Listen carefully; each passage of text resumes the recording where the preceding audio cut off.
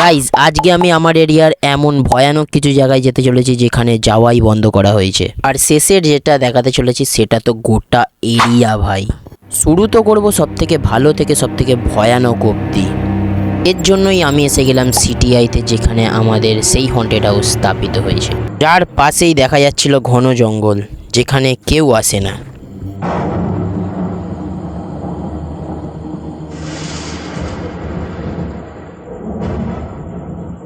এখানের সব জিনিস দেখেই বোঝা যাচ্ছিল যে ঘরটা কতদিন ধরে বন্ধ পড়ে আছে।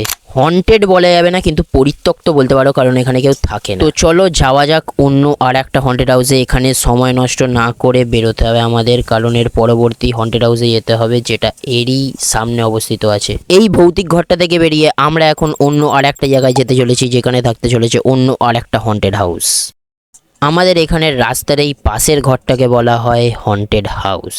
কেউ বলে এখানে কাউকে দেখেছে, আবার কেউ বলে এখানে কারোর অনুভূতি লক্ষ্য করা যায়। যেটা আমি দেখেছি সেটা তোমাদেরকে দেখাতে চলেছি। এই ঘরের মধ্যে এইটা হলো সব থেকে ভগ্নপ্রায় ঘর, যেইটা প্রায় আর কিছুদিনের মধ্যেই ভেঙে পড়তে চলেছে। আর আমরা যখন ভেতরের দিকে যাচ্ছিলাম তখন আমরা একটা মূর্তি লক্ষ্য করি, যেটা আমাদেরকে খুবই আকর্ষণ করছিল। এই হলো সেই মূর্তি, আর এই ঘরটাতেই নাকি উনি গলায় দড়ি দিয়ে মারা গেছিলেন। আর একটুখানি এগিয়ে গিয়ে আমরা এখানে দেখতে পাই সিঁড়ি, যেটা দিয়ে ওপরে ওঠা যায়, যেটার পুরো ব্লগটা আছে আমার চ্যানেলে। ওখান থেকে বেরিয়ে আমি চলে যাই বাঁকড়া, কারণ সেখানে ছিল সেই সব থেকে ভৌতিক জায়গাটা।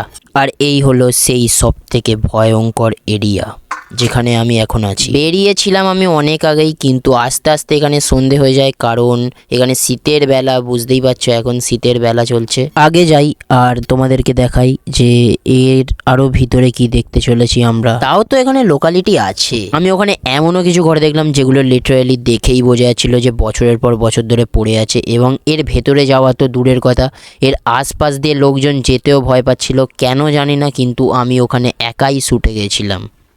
এখানে পাশেই আমরা দেখতে পাচ্ছি কালী মায়ের মন্দির, আর তার পাশেই একটি ভগ্নপ্রায় বাড়ি। আর এই বাড়িটি নিতে গিয়ে আমি খুবই শকড হয়ে যাই। কিছু তো একটা হয়েছে ভাই। এই ক্লিপটাকে আরেকবার তোমরা দেখো, জাস্ট আমি এই দিকে ক্যামেরাটা ঘোরাবো আর আমি দেখবো যে ব্লার হয়ে গেছে। এরপর জুম করব, তারপর জুম আউট করে চেকও করব, বাট কোনো ক্লাব হবে না।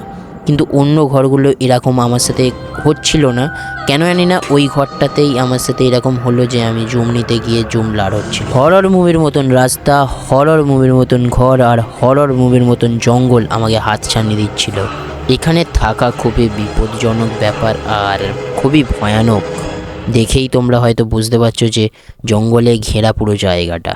দেখো গাইস, এরকম ব্যাপার নয় যে সব জায়গায় পরিত্যক্ত বাড়ি হলেই সেখানে ভূত থাকবে, ভৌতিক কিছু ব্যাপার হবে, এই সব ব্যাপার নয় একদমই। এই জায়গার ব্যাপারে আশ্চর্য সব জিনিস শোনার সত্ত্বেও আমি এই জায়গাটা নিয়ে সিরিয়াস ছিলাম না, কিন্তু আমার এই ধারণা সম্পূর্ণ ভুল হতে চলেছে, আমি জানতাম না। গাইস, লোকে বললেই যে মেনে নিতে হবে সেটা নয়, এখানে ভূত ফুত কিছু নেই, আর যদি থাকেও তাহলে সে তার মতন থাক, আমি তার কোনো ক্ষতি করবো না, তো সেও আমার কোনো ক্ষতি করবে না। তো চলো এবার ঘরের দিকে যাওয়া যাক, কারণ অনেক সন্দেহ হয়ে গেছে আর ঘরে ফেরাটা এবার দরকার। गाइस यार पिछले 10 मिनट से मैं एक ही जगह पर घूमे जा रहा हूँ। यार कहाँ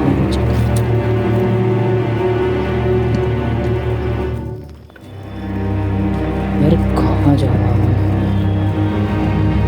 यार। पिछले के 10 मिनट से मैं एक ही जगह पर घूमे जा रहा हूँ, जहाँ भी निकल रहा हूँ निकल नहीं पा रहा। ठीक है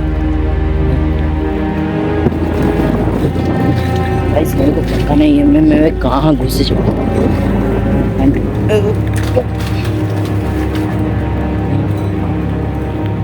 यहाँ से गए थे यार, लेकिन यहाँ पे भाई मैं पहले भी आ चुका हूँ।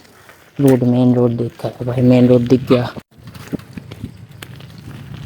গাইস, শেষে যে এরকম হবে আমি জানতাম না আমার সাথে, কারণ এখানে আমি নতুন আর সন্ধে হয়ে গেছে, তো ভাই কোনো রাস্তাও চিনতে পারছি না আমি। शायद भूल गया था, शाम हो गया ना तो भूल गया था मैं रास्ता। और यार मतलब, लेकिन भाई मतलब वहाँ पर डर लग रहा था भाई, क्यों पता नहीं। वहाँ पर घुसा और लोकेलिटी भी था। ओ भाई यार ये तो वही प्लेस है यहाँ पर मैंने शूट लिया था।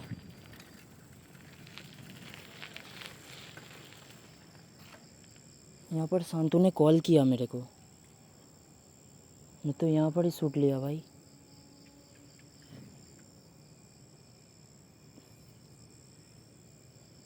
शांतु ने यहाँ पर ही मेरे को कॉल किया, मैंने रिसीव करके एक इंट्रो लिया, मतलब एक शॉट लिया था, एक क्लिप लिया था भाई। यार निकलूँगा कहाँ से भाई? भाई गूगल मैप का तो पिन भी नहीं आ रहा है, लोडिंग रह रहा है अभी तक। গাইস আমরা এখন সেই জায়গায় এসে গেছি যেখান থেকে আমরা এই ক্লিপটা শুরু করেছিলাম, মানে এই লাস্ট হন্টেড হাউসের ক্লিপটা শুরু করেছিলাম। আর এবার এই জায়গাটা ছাড়ার সময় এসে গেছে।